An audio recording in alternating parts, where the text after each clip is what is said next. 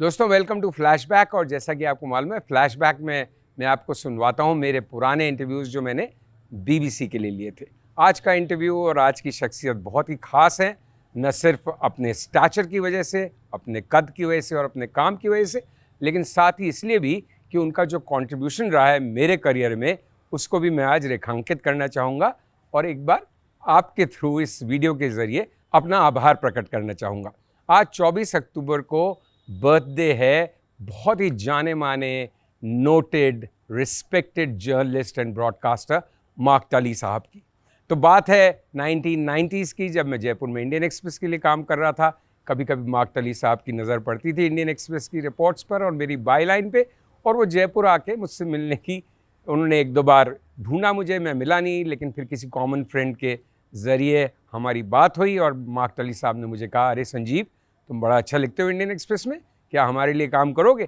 और वहाँ से मेरी बीबीसी की जर्नी की शुरुआत हुई। पहले मैं स्ट्रिंगर रहा, फिर बाद में बीबीसी हिंदी सर्विस में प्रोड्यूसर बन के गया लंदन, और उसके बाद बीबीसी न्यूज़ का कॉरेस्पॉन्डेंट बना, हिंदी सेवा का एडिटर बना।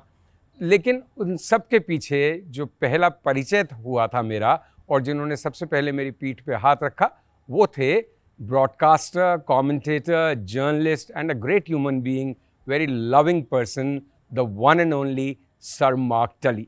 तो पेश है आज आपके सामने मेरी मार्क टली के साथ हुई ये बातचीत, जो मैंने उनका इंटरव्यू लिया था बीबीसी एक मुलाकात के लिए। दोस्तों नमस्कार, मैं हूं संजीव श्रीवास्तव और आप सभी का स्वागत है। और इस हफ्ते हम आपको मिलवा रहे हैं एक बहुत ही जबरदस्त शख्सियत से, एक ऐसा इंसान जो बाहर से, विदेश से भारत आया, लेकिन उसने जैसे इस देश को अपना घर बना लिया और यहाँ पे इतनी शोहरत, इतनी इज्जत कमाई कि अच्छे अच्छे भारतीय होम ग्रोन दिग्गज भी उनसे ईर्ष्या करें। जी हाँ, इस हफ्ते हमारे मेहमान हैं द लेजेंडरी ब्रॉडकास्टर, जर्नलिस्ट, मेरे गुरु ब्रॉडकास्टिंग में द वन एंड ओनली, एक ऐसा शख्स जो बीबीसी के नाम के साथ सिनोनिमस रहा इंडिया में कई डेकेड्स तक, मार्क टली। जब हम लोग जर्नलिज्म में आ रहे थे, 80s की बात है ये, तो कोई भी थोड़ा सा भी स्मार्ट जर्नलिस्ट बनने की कोशिश करता था। कोई ऐसे कि साहब बड़ी जबरदस्त किसी ने कहानी कर दी, कुछ लिख दिया, तो दो ही नाम आते थे कि जर्नलिस्ट एक दूसरे को कहते थे, अरे क्या कर रहा है, बहुत मार्क टली समझता है अपने आप को या कहते थे, अच्छा बहुत अरुण शौरी बनने की कोशिश कर रहे हो यही दो नाम सबकी जुबान पे आते थे।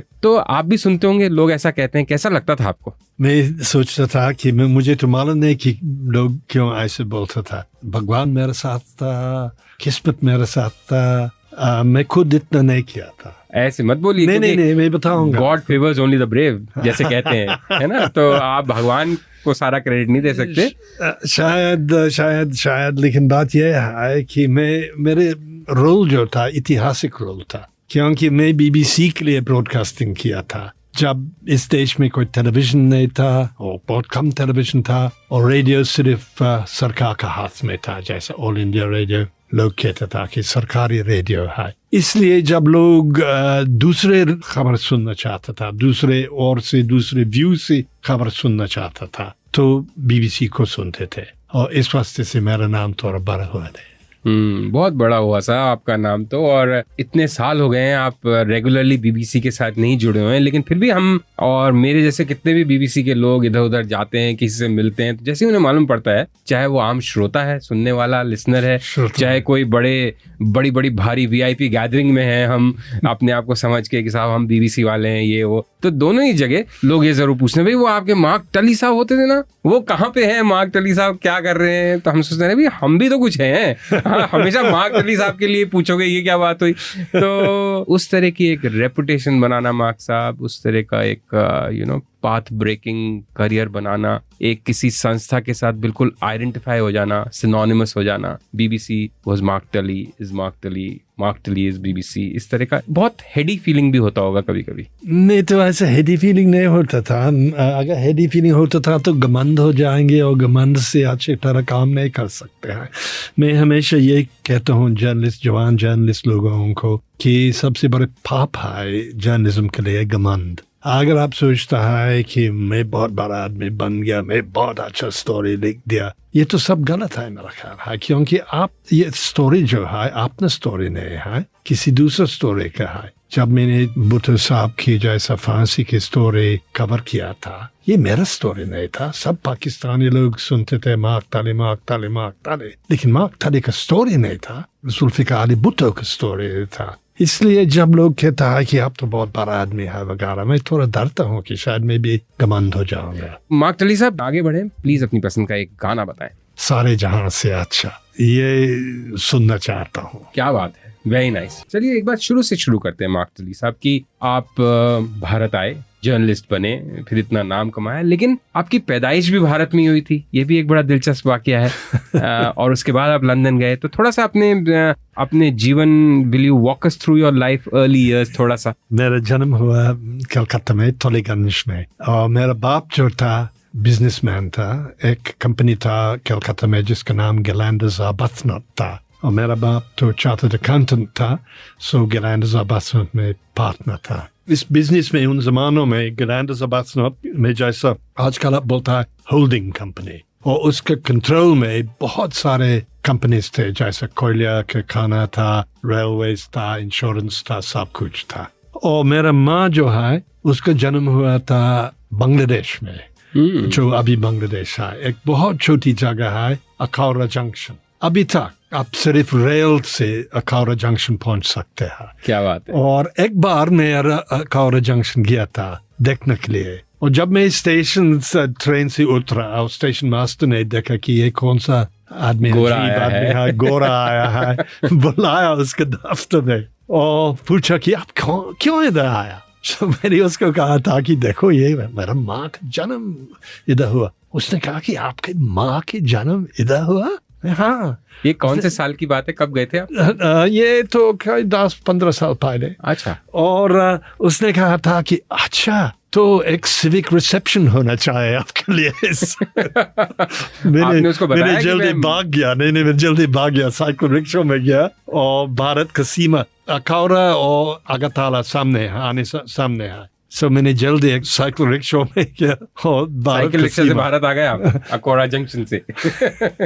सो ये हुआ। सो हमारा बचपन कलकत्ता में था 9 साल तक, लेकिन उन जमानों में बहुत फर्क था। उन जमानों में अंग्रेज बच्चा जैसा मैं था, हम लोग तो सिर्फ अंग्रेजी जिंदगी के जैसा जीते थे। हम तो भारतीय दूसरे बच्चों से नहीं खेलते थे, स्कूल में सिर्फ अंग्रेज बच्चों के लिए जाते थे। इवन ऐसे होते थे कि जब मैं थोड़ी सी हिंदी सीखने की कोशिश की थी, मेरा नैनी जो वो भी अंग्रेज था, मेरा जैसा बड़ा आया, इससे बड़ा ग्लोरीफाइड आया, क्योंकि उसका काम बस एक था कि देखना कि बच्चों नौके लोगों जैसा आया, जैसा कंसामा वगैरह से ज्यादा नजदीक नहीं आना चाहिए, और उनसे कोई जबान नहीं सीखना चाहिए। एक बार मेरा माँ बाप का ड्राइवर मुझे गिनने के लिए सीखने वाला था, सो मैं 1 2 3 4 ऐसे वैसे बोलता था, और नैनी गाड़ी में आया और मुझको थप्पा मारा सिर पर, और बोला कि ये आपकी जबान नहीं है, ये नौका लोग की जबान है। इसलिए हम लोग तो हिंदी सीखने या बंगाली सीखने के मौका नहीं मिला। फिर पढ़ाई लिखाई इंग्लैंड में हुई, फिर आप स्कूल कॉलेज वहाँ पढ़े, कहाँ गए? स्कूल कॉलेज में मैं गया था एक पब्लिक स्कूल, जैसे बहुत ट्रेडिशनल पब्लिक स्कूल था। उन जमानों में बस सिर्फ लड़के थे, कोई लड़की नहीं थी स्कूल में। स्कूल मास्टर्स हमको केन के साथ मारते थे अगर आप कुछ बदमाशी करता है, और वो सोचता है कि आप सुस्त है, काम ठीक तरह काम नहीं करता है वगैरह। कभी कभी जूता से पिटाई किया। ऐसे बहुत ट्रेडिशनल स्कूल था। और उसके बाद मैं फौज किया था 2 साल के लिए। अच्छा। हाँ, उन जमानों में तो फौज जाना था, उस पर कोई अल्टरनेटिव नहीं था। और मैं फौज को बिल्कुल नापसंद किया, और जल्दी जितना जल्दी निकाल सकते थे मैंने निकला, और मैं कैम्ब्रिज यूनिवर्सिटी गया उसके बाद। क्या सब्जेक्ट्स पढ़े वहाँ कैम्ब्रिज में हिस्ट्री, इतिहास, और जैसा हम अंग्रेजी में बोलता है थियोलॉजी, धार्मिक पढ़ाई। हाँ शायद, हाँ, क्रिश्चियन का धार्मिक पढ़ाई था। और मेरा इरादा था कि मैं एक पादरी बन जाऊंगा, लेकिन मैं इतना पढ़ाई नहीं किया। मैंने सोचा कि देखो, मेरा बचपन में मैं सबसे पहले दार्जिलिंग में बोर्डिंग स्कूल समझता है, गया था 5 साल में, उम्र 5 साल। सो 5 साल की उम्र तक 21 साल तक स्कूल और फौज में था। सो जब यूनिवर्सिटी पहुंच गया मैंने सोचा कि आज़ाद आदमी है। आज़ाद आदमी है। और फिर उसके बाद मैंने बस खेलते थे, लड़के के पीछे भागते थे, ये वो क्या था, और पढ़ाई बहुत कम हो गया। अच्छा हुआ ना, कहीं अगर आप पादरी बन जाते या फादर बन जाते, रिलीजियस प्रीचर बन जाते, तो जर्नलिज्म की दुनिया को कितना बड़ा घाटा होता। आगे बढ़े, अपनी पसंद का एक और गाना बताएं मार्क साहब। जैसा आपने आपको कहा था कि मेरा बाप कलकत्ता में काम करता था एक बिजनेस में, और उसका बहुत काफ़ी बिजनेसेस था उसका कंट्रोल में, और एक था दार्जिलिंग हिमालयन रेलवे, और एक बहुत अच्छा फिल्म है परिणीता, और परिणीता में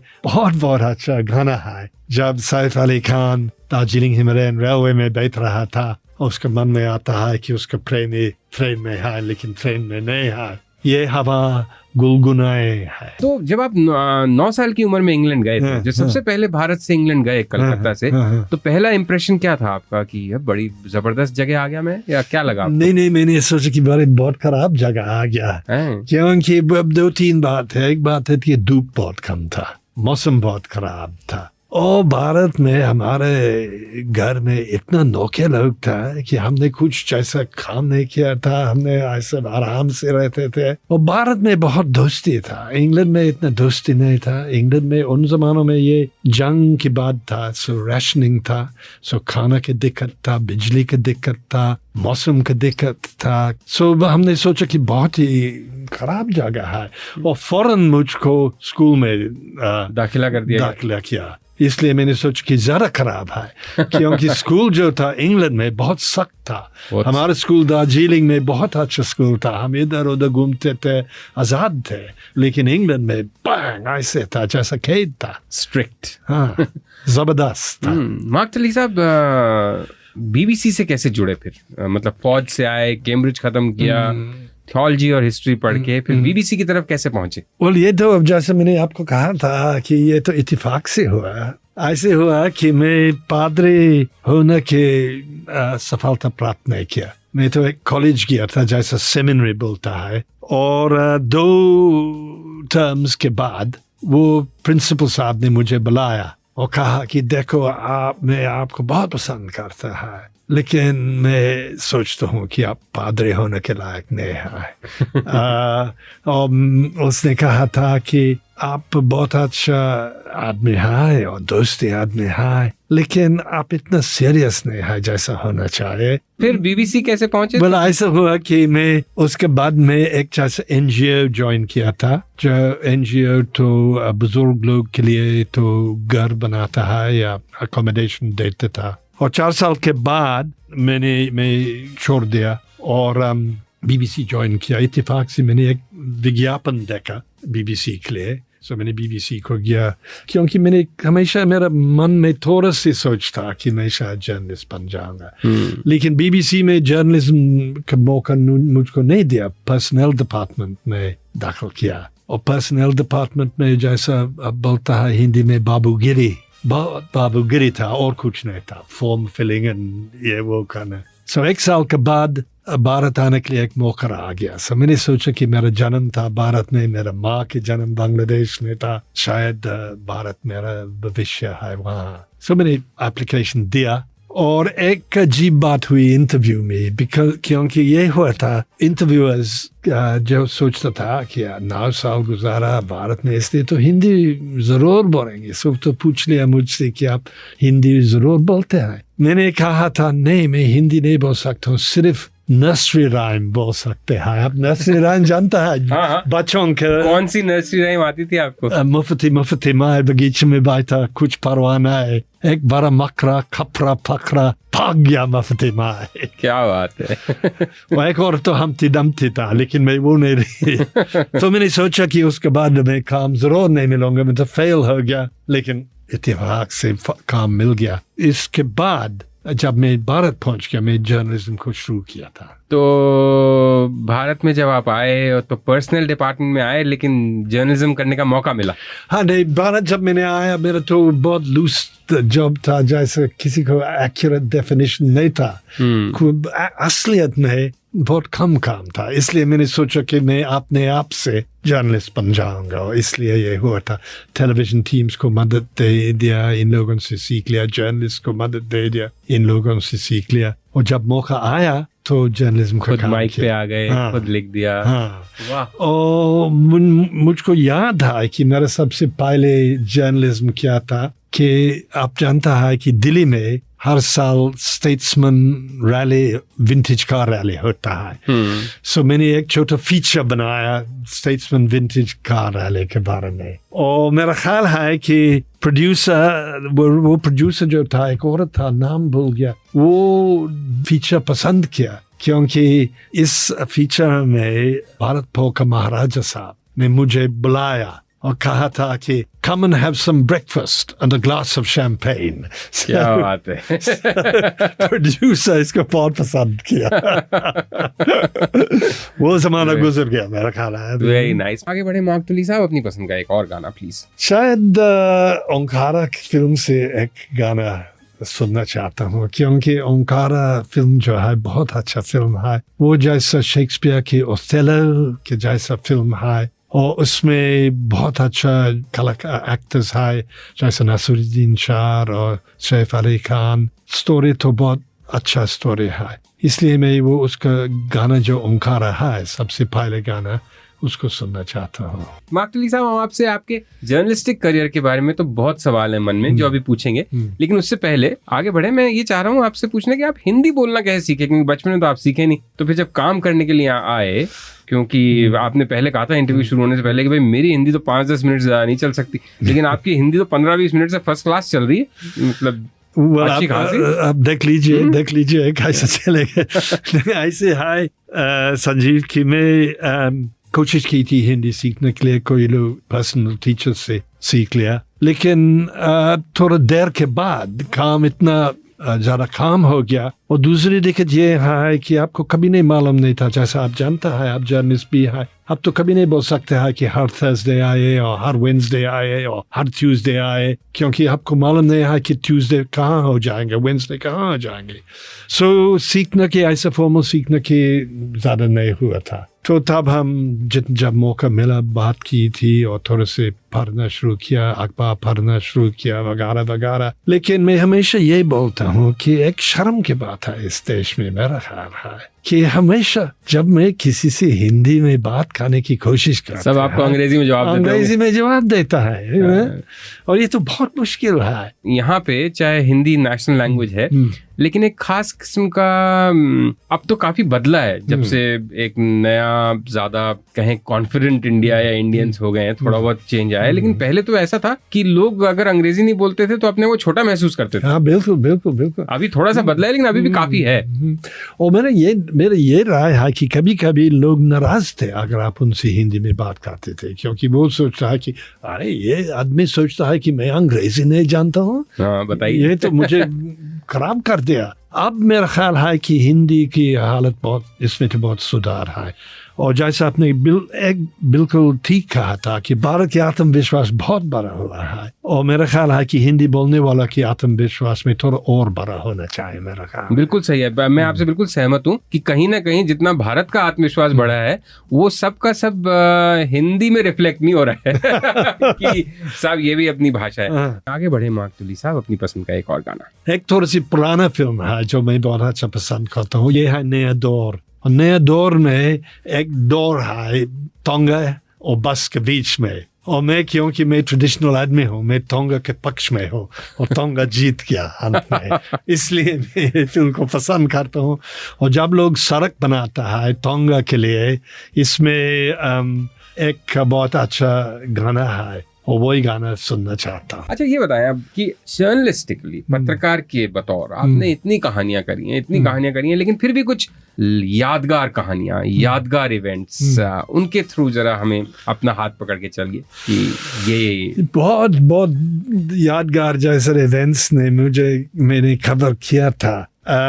जैसा मुझको याद आता है कि मैं जर्नलिस्ट को मदद दिया जब शास्त्री की अंतिम संस्कार हो गया, बहुत बड़ा अंतिम संस्कार के हुआ दिल्ली में, ये तो सबसे पहले था। और मैं जैसा इमरजेंसी के बारे में इमरजेंसी में तो आपको भेज ही दिया गया था वापस। हाँ, वापस मुझको हटा दिया यहाँ से। एक दिलचस्प कहानी है इमरजेंसी के बारे में कि शुक्ला, विद्याचरण शुक्ला, जो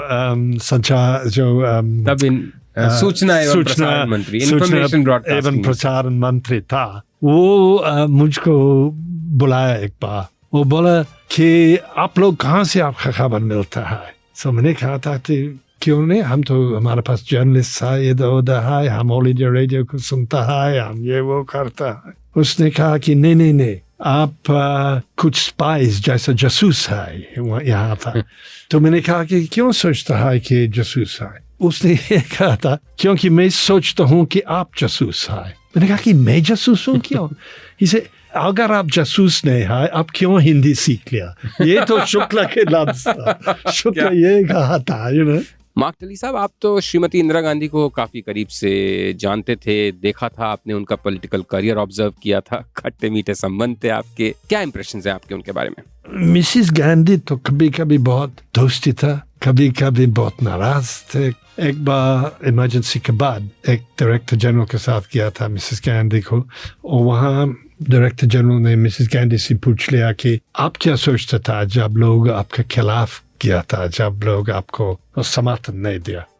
उसने कहा था कि लोग तो मुझको समर्थन, मेरे समर्थन को नहीं छोड़ दिया। बात यह है कि अंग्रेजी में उसने ये कहा था, they were misled by rumors, many of them spread by the BBC. और उसके बाद वो हंसने लगा। और आखिरी बार जब मैं मिसिस गांधी से मिला, बहुत अजीब था, क्योंकि वो कॉमनवेल्थ प्राइम मिनिस्टर्स कॉन्फ्रेंस था in 1983, और मैंने उससे स्टैंडर्ड इंटरव्यू लिया, और इंटरव्यू होने के बाद मिसिस गांधी ने कहा कि आपका टेप रिकॉर्डर बंद करो और हम लोग आपस में बात करते हैं कि आपका क्या राय है, देश में क्या हो रहा है, क्या नहीं हो रहा है। और हम 10-15 मिनट के लिए बात की थी इसके बारे में। ये सबसे पहले बार था जब मिसिस गांधी ने आपसे कुछ ऑफ द रिकॉर्ड कुछ बातें, और ऑफ द रिकॉर्ड इससे ज्यादा था, दोस्ती था, जैसा आप और मैं बात करता है, मैं ऐसे बात की थी। मार्क टली साहब, आगे बढ़े, प्लीज अपनी पसंद का एक गाना बताएं। मैं एक बार एक बॉम्बे फिल्म में थोड़े से कुछ भूमिका लिया, उसका नाम है जनून। और जनून में मैं अंग्रेज ऑफिसर का भूमिका लिया, को सवार था, और इसलिए उसका एक जैसा गाना आज रंग है, मैं वो भी सुनना चाहता हूँ यादगार के लिए। क्या बात। मार्क टली साहब, इतने सारे असाइनमेंट्स करें आपने, इतने यादगार, इतने जबरदस्त, इतने एक्साइटिंग, लेकिन आपकी नजर में सबसे डिफिकल्ट असाइनमेंट कौन सा था आपका? सबसे डिफिकल्ट जर्नलिस्टिक असाइनमेंट? एक तो बहुत डिफिकल्ट असाइनमेंट था भुट्टो साहब का ट्रायल, जब मुकदमा चल रहा था अदालत में, क्योंकि हम हर शाम को एक जज के पास गया था, और जज हमको सब कुछ बताया कि क्या हो रहा है, क्योंकि बहुत सारे चालाकी होते थे, बहुत सारे फिक्सिंग होते चलते थे ट्रायल में, और जज इसके सब खिलाफ था। लेकिन जज तो ये कहा था कि हम आपको बताएंगे, लेकिन अगर आप डिस्पैच भेजता है, हम सब डिनायल कर देंगे, हम इनकार कर देंगे। सो हमको तो बड़ी मुश्किल से, थोड़े से जितना जो हमको जानते थे डिस्पैच में रखना की मुश्किल था, क्योंकि हमको मालूम है कि अगर आप ज्यादा डिस्पैच में बोलता है तो तब तो वो डिनाई कर देंगे, हमारा बदनाम हो जाएगा। सो वो तो बहुत मुश्किल स्टोरी था। और सबसे अच्छी असाइनमेंट आपके करियर की, अगर कोई कैसे याद करें तो, कि ये करके मुझे सबसे अच्छा लगा, सबसे मजा आया?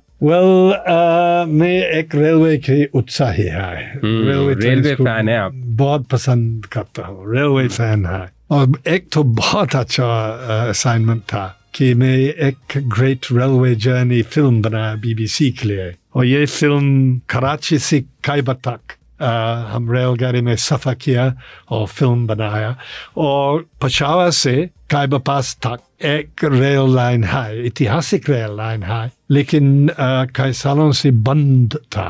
सो हमने पाकिस्तान रेलवे को गया था और बोला कि हमारे लिए ये लाइन दोबारा खोलवा, और उन्होंने कहा कि ठीक है, हम कराएंगे आपके लिए। और 2 स्टीम इंजन लगाया उसमें, और ये तो मेरा सबसे नंबर 1 ट्रायम्फ था मेरा ख्याल है मेरे करियर में। क्या बात है। अच्छा ये बताइए, आपने इतने साल क्या दशकों तक इंडिया को रिपोर्ट किया, देखा, अभी भी यही है, आपकी नज़र में इंडिया की सबसे बड़ी ताकत क्या है, शक्ति क्या है? इंडिया की सबसे बड़ी शक्ति ये है मेरा ख्याल है कि उसको स्थिरता है, जैसे स्टेबिलिटी है। मेरा ख्याल है कि भारत की खूबियत ये है कि भारत में हर किस्म का, हर ऐतिहासिक धर्म है, दूसरा किस्म के लोग है, दूसरा जबान है, दूसरा किस्म का जैसा कंट्री साइड है, जैसा पहाड़, दुनिया में सबसे बड़ा पहाड़ है, रेगिस्तान है, समुद्र के किनारे है, वान है, सब कुछ है, हर किस्म की विविधता है, डाइवर्सिटी। हाँ, विविधता है, लेकिन एक देश है और एक देश रहेंगे मेरा ख्याल। और सबसे बड़ी कमजोरी ये है कि आप लोग अंग्रेज राज से एक जैसा शासन का प्रणाली लिया, ये बाबूगिरी का शासन का प्रणाली आप हमारे देश से लिया, और अभी तक ये प्रणाली चलती है इस देश में। तो ये सबसे कमजोरी ये है। अब बाबूगिरी के बिना देश कैसे चले, क्या करें फिर? कौन सा सिस्टम लगाया जाए? सिस्टम तो बहुत सारे सिस्टम्स तो है। देखो, ये आपका पुलिस सिस्टम देख लीजिए इस देश में, तो पुराना थानेदार का सिस्टम है। हाँ, ये क्या सिस्टम है? हमारे देश में ऐसा थानेदार नहीं है। हमारे देश में आजकल मॉडर्न पुलिस फोर्स है। आप नहीं कह सकते हैं कि भारत में मॉडर्न पुलिस फोर्स है, जहाँ हर एक, आप भी जानता है, जब आप गांव जाता है, क्या है सबसे बड़ा शिकायत हमेशा कि सरकार से, ब्यूरोक्रेसी, बाबू लोग से हम नहीं सुनवाई नहीं मिलता है, वो हमको नहीं सुनता है, हमारी बात नहीं सुनता है। ये तो दिक्कत है मेरा। सही बात है मार्कटली साहब, इतनी आपकी समझ है, इतना आपकी पकड़ है, देखा है, समझा है, सेंसिटिव है, संवेदनशील, इसीलिए तो आप उस अनूठे एग्जाम्पल्स में से हैं जिसको OBE भी मिला हुआ है, नाइटेड भी हैं, और पद्म भूषण भी मिला हुआ है। आप थोड़ा बहुत अपनी ये ग्लोरी और अवार्ड वगैरह हमारी तरफ भी पास ऑन करिए, ये बहुत अनफेयर सिस्टम है। ये तो सब मुझे कभी नहीं सोचा कि मैं अवार्ड्स मिलूंगा, और जब ब्रिटिश हाई कमिश्नर ने मुझे टेलीफोन किया था, बोला कि आप नहीं तो मान लेंगे या नहीं मानेंगे, क्योंकि अंग्रेज का और भारत का सिस्टम में भी ये है कि पहले वो पूछता है कि अगर आप मानेंगे या नहीं मानेंगे। तो मैंने उसको कहा था कि देखो, मैं कल का आदमी है, मैं आज का आदमी नहीं हूँ, मैं BBC छोड़ दिया, सब कुछ छोड़ दिया। तो उसने हाथ से लगाने कहा था नहीं, हम लोग सोचता है कि आप अभी तक आज का आदमी है। सो मैंने मान लिया, लेकिन मैंने कभी नहीं सोचा कि मैं सर मार्कटली बन जाऊंगा। जब लोग बोलता है कि मैंने पहचानता नहीं कि मैं हूँ ये। और जब पद्म भूषण और उससे पहले पद्मश्री मिला, वो कैसा लगा? बहुत अच्छा लगा, लेकिन मुझे भी। और जब पद्म भूषण मिला, मैंने सोचा कि यह तो बहुत अजीब बात है, पद्मश्री काफी है, पद्म भूषण का, लेकिन ऐसा होता है। और क्या नाइस ना, बढ़िया है और फुल्ली डिजर्विंग है सर, क्या बात कर रहे हैं आप? कहता है नहीं कहता। आगे बढ़े मार्कटली साहब, अपनी पसंद का एक और गाना प्लीज। मुन्नाभाई MBBS बहुत अच्छा कॉमेडी था, और उससे वो गाना है मुन्नाभाई MBBS, और वो तो सुनना चाहता हूँ। आपका फेवरेट 3 इंडियन लीडर्स कौन थे? एक तो चौधरी देवीलाल। हाँ, वो तो मुझे मालूम है, मुझे ध्यान आ गया था क्योंकि आप घर खूब आते थे, आपको अच्छा दूध छाछ लाते होंगे हरियाणा से। बहुत अच्छा दोस्त था। और एक बार चौधरी साहब ने मुझे बहुत अच्छी बात किया। मैंने चौधरी साहब के पास गया, चुनाव का समय था, और चौधरी साहब मैं बोल रहा कि मैं बहुत बोध हो गया। मैंने कहा कि चौधरी साहब, आज तो बहुत ही जरूरी बातचीत हुई मैनिफेस्टो के बारे में। उसने मुझे देखा, कहा कि बेवकूफ, आप सोचता है कि मैं मैनिफेस्टो पसंद करता हूँ? मैं मैनिफेस्टो का काम, मैं आपको मैं गिन नहीं सकता हूँ कि मैंने कितना चुनाव लड़ा, लेकिन मैं आपको बता सकता हूँ, आश्वासन दे सकता हूँ कि मैं एक भी मैनिफेस्टो कभी नहीं पढ़ा। चौधरी साहब कम से कम ईमानदार आदमी। एक बहुत अच्छी बात चौधरी साहब का था, वो ऐसे पॉलिटिशियन नहीं था जो आप जार जो है भूल गया, और जो गांव को नहीं जाते थे। आप उन जमानों में आप जाते थे हरियाणा में, गांव जाते थे, अब पूछता है कि चौधरी साहब इधर आया या नहीं आया, हर जगह में बोलता है कि चौधरी साहब इधर आया। वो गांव को बहुत पसंद किया। आप देख सकते हैं जब आप गांव उसके साथ जाता है, आप देख सकते हैं कि वहाँ उसका दिल था, शहर में दिल नहीं था। सो उसको बहुत पसंद करता है। राजीव गांधी को बहुत पसंद करता है। और मेरे विचार है कि अगर राजीव गांधी की हत्या नहीं हुआ, शायद उसके दूसरे टर्म में तो बहुत प्रगति शायद हो सकती थी, क्योंकि राजीव गांधी जानते थे कि क्या करने हैं। क्रिकेट भी आपको बड़ा शौक है? हाँ। आपके फेवरेट क्रिकेटर्स कौन है? और जब इंग्लैंड को बार बार हराती है इंडिया, तब कैसा लगता है आपको? आप तो खुश होते हैं, आपको समझ नहीं आता किस तरफ जाऊं, नाइटहुड की तरफ जाऊं कि पद्म भूषण की तरफ जाऊं? मैं तो असलियत ये है कि मैं इंडिया तो समर्थन देता हूँ, सपोर्ट करता हूँ, इंडिया को सपोर्ट करते हैं।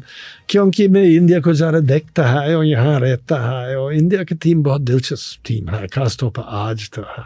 और मैं महेंद्र सिंह धोनी को बहुत पसंद करता हूँ। और मैं आपको ये तो बिल्कुल सच बात है, जब मैं पहले देखा महेंद्र सिंह धोनी और देखा कि उसका कैसा बैटिंग करता है, उसका कैसा मूवमेंट्स था, और मैंने जिले को कहा था कि ये आदमी कुछ चीज है। आपने पहले से उसको भी भांप लिया, समझ गए आप, जैसे अच्छे पत्रकार की तरह भविष्य में क्या बनने वाला है कोई जबरदस्त। सो मैं उसको बहुत पसंद करता हूँ, और गंगुली को बहुत पसंद करता हूँ, क्योंकि उसका बैटिंग इतना स्टाइलिश, बहुत स्टाइलिश, एलिगेंट। और हरभजन को पसंद करता हूँ, क्योंकि हरभजन हमेशा दिखता है कि बहुत उदास है। कुछ आपको उसकी उदासी में क्या कोई रोमांस नजर आता है या सैडनेस? नहीं, जैसे उदास जैसा रोमांटिक आदमी है।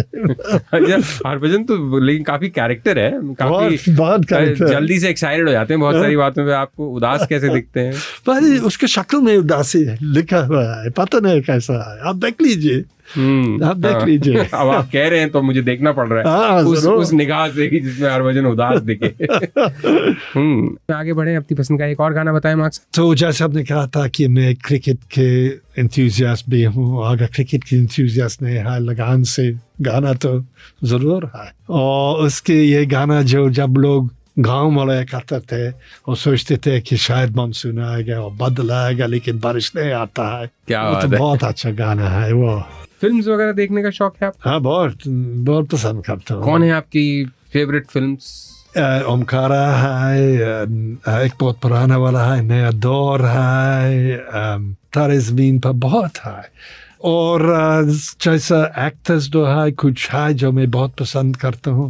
मैं ज़्यादातर कैरेक्टर एक्टर्स पसंद करता हूँ। मेरा एक जिगरी दोस्त है साहिद जाफरी, वो तो बहुत अच्छा एक्टर था। और अमरीश पुरी को बहुत बहुत किया मैंने। बोमन जो है, बोमन ईरानी, वो तो बहुत अच्छा। हौसला का घोंसला देखी थी? या और मुन्ना भाई में, बहुत खासतौर पर मुन्ना भाई MBBS, जब वो हॉस्पिटल का बड़ा साहब था, हाँ प्रिंसिपल था, तो बहुत अच्छा था। मैं सबसे नंबर 1 प्रेफरेंस था वो अमरीश। और अमरीश के बारे में एक कहानी आपको बता सकता हूँ। जरूर।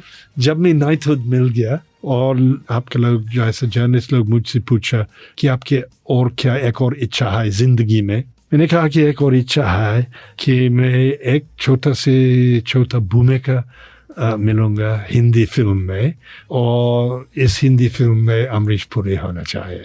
क्या बात है। सो क्या हुआ, 1-2 हफ्ते के बाद मैं एक टेलीफोन कॉल आ गया। मैंने टेलीफोन उठाया और बहुत गहरा आवाज से आया, मार्क तुली साहब। मैंने कहा कि हाँ, आप मेरी आवाज नहीं पहचानता? मैंने कहा नहीं, अरे he said आपके दोस्त अमरीश है। और उसके बाद उसके सिर्फ ये कहा था कि आपकी इच्छा पूरी होगी। उसके बाद उसका देहांत हो गया। बहुत दुख की बात था, लेकिन इतना अच्छा आदमी था वो, इतना अच्छा एक्टर था। आगे बढ़े मार्क तुली साहब, अपनी पसंद का एक और गाना। ज़ुबैदा तो बहुत ट्रेजिक फिल्म है और इसमें एक्टिंग तो बहुत अच्छा है, लेकिन इसमें भी मेरे दोस्त अमरीश के रोल था और रोल तो बहुत अच्छा था, बिल्कुल अमरीश के जैसा था। और उसके लड़की, उसके बेटी फिल्म स्टार बनना चाहते थे और अमरीश ने सोचा कि ये सब गलत बात है और वो स्टूडियो के अंदर जाता है जहाँ उसके बेटे हैं और उसको पिस्टल निकालता है और बोलता है बकवास बंद करो। इसके यादगार में मैं ज़ुबैदा से शायद एक गाना लेना चाहता हूँ, धीमी धीमी मैं गाऊं ये तो सुनना चाहता हूँ। आने वाले सालों में आप भारत को कहाँ देख रहे हैं? आने वाले सालों में मैं ये देख रहा हूँ कि भारत के जैसा आर्थिक प्रगति तो चल जाएगा। भारत के राजनीति में मेरा उम्मीद है कि सुधार हो जाएगा। भारत के प्रणाली में जैसा मैंने कहा था उसमें भी को सुधार हो जाएंगे, लेकिन ये सुधार नहीं हो जाएंगे जब तक पब्लिक लोग आपके आवाज़ बुलंद नहीं करता है, जब तक पब्लिक लोग नहीं मानता है कि हम लोग ये इस किस्म की राजनीति, इस किस्म की गवर्नेंस बर्दाश्त नहीं करेंगे, जब तक कुछ सुधार नहीं हो जाएंगे। और मैं एक बिजनेस ग्रुप को बात की, भाषण दे दिया और मैंने उनको कहा था कि आप बिजनेसमैन जो है, आपके हाथ में बहुत ताकत है, आपके हाथ में देश की आर्थिक प्रगति है, लेकिन आप लोग संस्थान का प्रणाली के बारे में बात नहीं करता है, पॉलिटिक्स के बारे में नहीं करता है। आप मानता है हालत जो है, आप इस हालत को बर्दाश्त करता है, आप लोग क्यों आपकी आवाज़ बुलंद नहीं करता है? और वो लोग तो चुपचाप बैठ रहा है, थोड़ा से मुझसे थोड़ा नाराज थे मेरा ख्याल है।